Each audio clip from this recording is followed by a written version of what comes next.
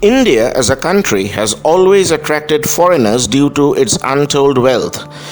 Its tremendous resources of gold, precious jewels, and ridiculous amount of agricultural wealth resulted in it being the largest economy of the world for most of the 3 millennia, starting around the first millennia BCE and ending around the beginning of the British rule in India.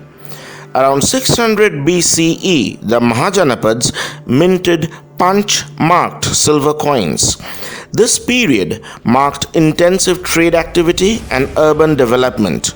However, the flip side of this cosmic wealth was that intruders were always attracted to India like moths to fire.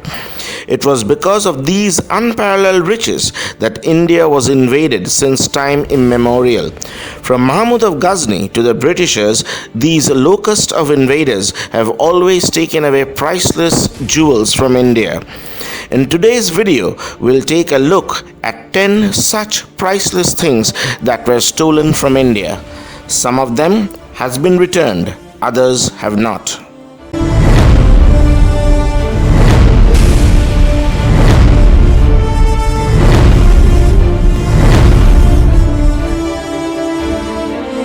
Arguably, the most popular and priceless jewel to be stolen from India is the Kohinoor Diamond. Kohinoor is a Persian word which means mountain of light. Possibly mined in the Kolur mines of present Andhra Pradesh during the period of the Kakatiya dynasty, this diamond was once the largest uncut diamond in the world. There is no record of its original weight, but the earliest well-attested weight is 186 old carats or 191 metric carats or 38.2 grams. It was cut by Levi Benjamin Wurzanger and its present weight is 105.6 metric carats or 21.6 grams. It was acquired by the Delhi Sultan Alauddin Khilji. The diamond was also a part of the Mughal Peacock Throne. It changed hands between various factions in South and West Asia until being ceded to Queen Victoria after the British annexation of Punjab in 1849 during the reign of the 11-year-old Emperor Maharaja Dalip Singh, under the shadow influence of the British ally Gulab Singh, the first Maharaja of Jammu and Kashmir, who had previously been in possession of this diamond. It was acquired by Lord Dalhousie, and the East India Company then moved it to the British reserves in 1850. The Peacock Throne was a famous jewelled throne that was the seat of the emperors of the Mughal Empire in India. It was commissioned in the early 17th century by Emperor Shah Jahan and was located in Diwan-e-Khas, or the Hall of Private Audiences, or the Minister's Room in the Red Fort of Delhi. It is so named as two peacocks are shown dancing at its rear. Wrought out of 1,150 kgs of gold and 230 kgs of precious stones, the throne was to have a length of 3 yards, that is 9 feet, and a breadth of 2.5 yards, 7.5 feet, and a height of 5 yards, that is 15 feet. Syed Gilani and his workmen from the Imperial Goldsmiths Department were commissioned with the construction of this new throne. It took 7 years to complete, creating a masterful piece of Mughal workmanship that was unsurpassed before or after its creation. It was an opulent indulgence and could be seen by a small number of courtiers, aristocrats, and visiting dignitaries. The throne was, even by the Golden Age Mughal standards, supremely extravagant, costing twice as much as the construction of the Taj Mahal. It was taken away by the Persian king Nadir Shah in 1739. Historians say that the plunder of Nadir Shah was so great that he stopped taxation in his country for 3 long years. The present whereabouts of the Peacock Throne, however, is unknown. When Nadir Shah was assassinated by his own officers on June 19, 1747, the throne disappeared, most probably being dismantled or destroyed for its valuables in the ensuing chaos. One of the unsubstantiated rumors claimed that the throne was given to the Ottoman Sultan. However, in reality, this could be a minor throne produced in Persia or given as a gift. The Persian Emperor Fatah al-Shah commissioned the Sun Throne to be constructed in the early 19th century for him. The Sun Throne was the shape of a platform just like the Peacock Throne. Some rumors claim that the part of the original Peacock Throne were used in its construction. However, there is no evidence to that. Over time, the Sun Throne was erroneously referred to as the Peacock Throne.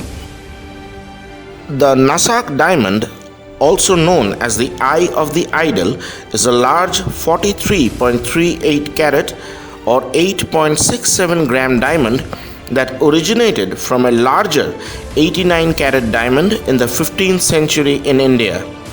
Probably mined in the Golconda mines of Kollur in present Andhra Pradesh and originally cut in India, the diamond was the adornment in the Trimbakeshwar Shiva temple near Nasak in the state of Maharashtra from at least 1500 to 1817.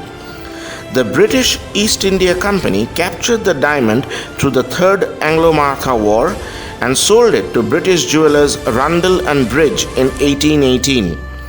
Rundell and Bridge recut the diamond in 1818, after which it made its way into the hands of the first Marquis of the Westminster's dress code. In reality, the diamond was nowhere near its present blue, being a white Type 2 classic Golconda diamond. The term blue-white is often used to describe these diamonds, but in reality, alongside a modern D-color diamond, it would have an extremely faint blue cast, and its cut was also more complex. The Nasak diamond was imported into the United States in 1927 and was considered one of the first 24 great diamonds of the world by 1930.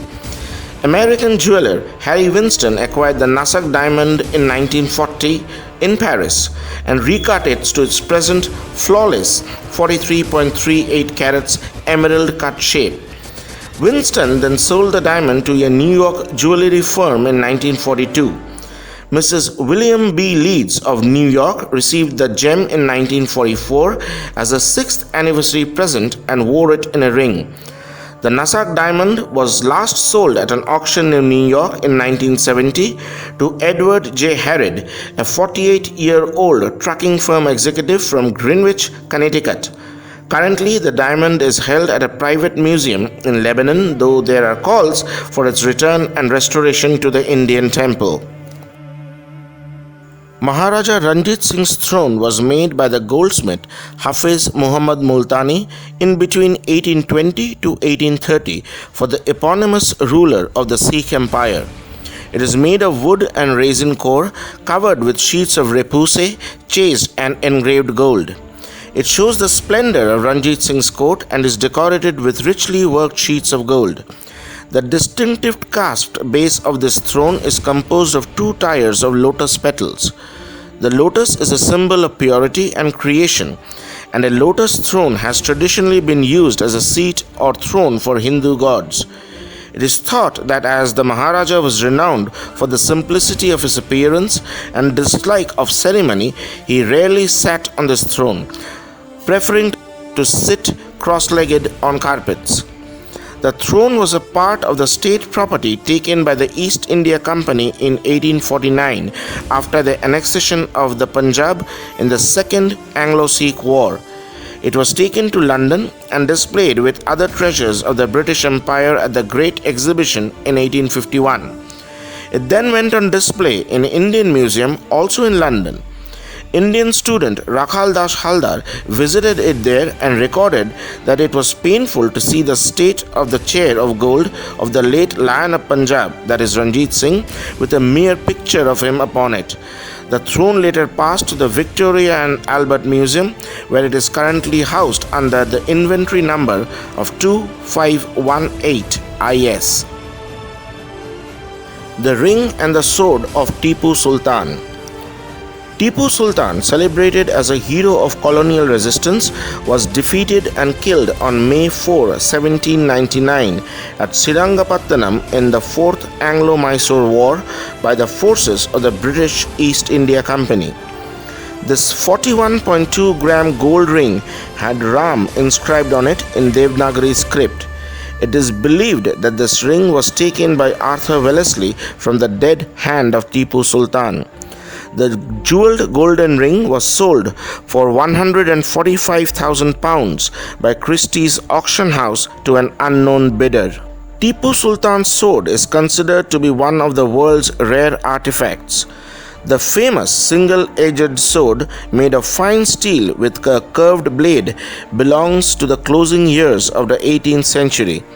The sword has a hilt with a circular disc pommel, oval grip, small knuckle guard, short quillings and small langlets damascened all over in gold and floral design. The steel blade is inscribed and bears verses from the Holy Quran along with the name of Tipu Sultan and his capital Srirangapattanam. The sword has an incredibly hard and sharp edge that could easily rip through the opponent's armor. Wood steel, when made into swords, produced a very sharp edge with a flowing water pattern. This pattern came from very small carbon crystals embedded in the iron. The wooden sheath of the sword is covered with maroon velvet. The last sword used by Tipu Sultan in his last battle at Srirangapattanam and the ring worn by him were taken by the British forces as war trophies. The Maharaja Dharmaraj then gave the famous sword to the Nawab of Arcot, from whom the sword was taken away forcibly by the British and then sent to London.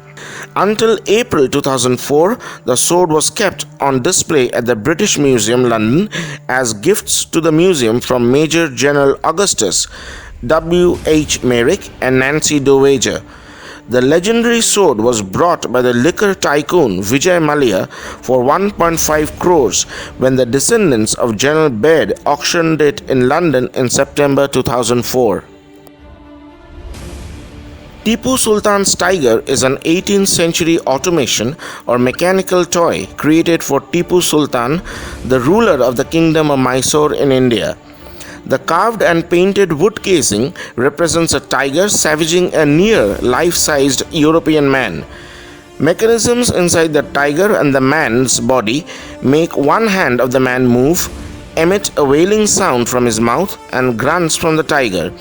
In addition, a flap on the side of the tiger folds down to reveal a keyboard of a small pipe organ with 18 notes. The tiger was created for Tipu and make use for his personal emblem of the tiger and expresses his hatred for his enemy, mainly the British of the East India Company. The tiger was discovered in his summer palace after East India Company troops stormed Tipu's capital in 1799. The Governor-General, Lord Mornington, sent the tiger to Britain, initially intending it to be an exhibit in the Tower of London. First exhibited in London Public in 1808 in East India House, then the offices of the East India Company in London, it was later transformed to the Victoria and Albert Museum in 1880. It now forms part of the permanent exhibit of the Imperial Courts of South India. The Sultanganj Buddha is a Gupta Pala transitional period sculpture. It is the largest substantially complete copper Buddha figure known till date. The statue is dated between 500 and 700 AD. It is 2.3 meters high, 1 meters wide and weighs over 500 kg. Over life size, this is the only remaining metal statue of any size from Gupta art. The metal Brahma from Mirpur Khas is older but about half its size. The Jain Akota bronzes and some other finds are even much smaller. It was found in the East India town of Sultanganj, Bhagalpur district in Bihar by E.B. Harris in 1861 during the construction of the East Indian Railway. It is now in Birmingham Museum Art Gallery, Birmingham, England. The Amaravati Collection, sometimes called the Amaravati Marbles, is a series of 120 sculptures and inscriptions in the British Museum from the Amaravati Mahachaitya in Amaravati, Guntur in the Indian state of Andhra Pradesh. The Amravati artifacts entered the museum's collection in 1880s. These sculptures have also been called Elliot marbles on account of their association with Sir Walter Elliot in 1840s.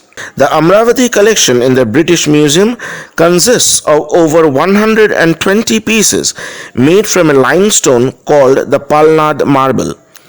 Most of the figurative sculptures are in relief, with many of the most crowded scenes illustrating stories from the Jatak tales, a large body of literature with complex accounts of the previous lives of Buddha. After the first explorations of the site by Colin Mackenzie, Sir Walter Elliot of Madras Civil Service undertook excavations at the Amravati Stupa in 1845 and transported the excavated pieces to Madras, where they were placed on the greens in front of the college. After inquiries from the Court of Directors of the East India Company, the stones were moved to a slightly less exposed site in the front of the museum. In 1843, the curator of museum, Dr. Edward Balfour of Madras Medical Service, informed London that the condition of the sculptures was fast deteriorating due to their situation, and in order for the company to make a decision as to whether the stones were of sufficient artistic importance to merit transportation to London. In the year 1858, the Amravati sculptures were shipped to London on the orders of the Court of Directors of the East India Company. The Saraswati Marble Idol.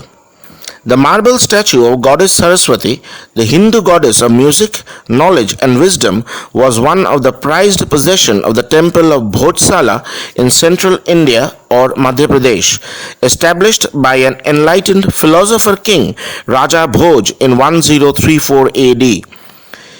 He dedicated his reign to the development of centers of art. The figure was donated to the temple by a local family. Although it is said that the statue got lost and was later mysteriously resurfaced in the British Museum in 1886, it is believed that the East India Company defeated Hindus and conquered Malwa in 1826 AD. They also attacked Bhojsala at that point in time and destroyed many monuments and temples. It is said that in one such raid, the Bagdevi or the Saraswati idol was looted by Lord Curzon. The wine cup of Shah Jahan is a wine cup of white nephrite jade that was made for the Mughal Emperor Shah Jahan. The cup has a gourd shape like in a paisley design. The handle is shaped in the head of a ram.